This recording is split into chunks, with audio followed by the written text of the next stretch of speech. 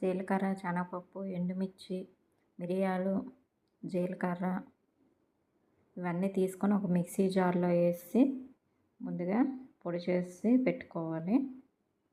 ఈ విధంగా పొడి అయిన తర్వాత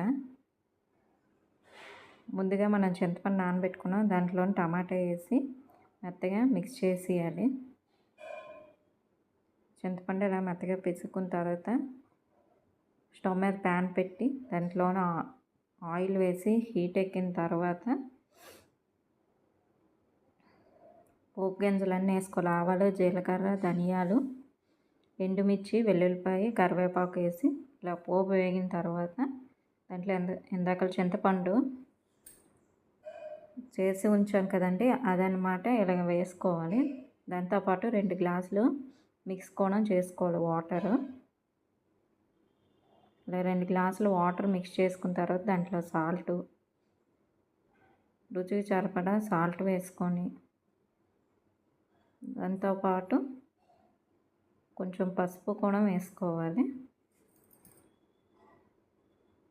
తర్వాత ఇందులో పొడి చేసి పెట్టుకున్నాం కదా, అది కూడా వేసి బాగా మిక్స్ అయ్యేలా కలుపుకోవాలి.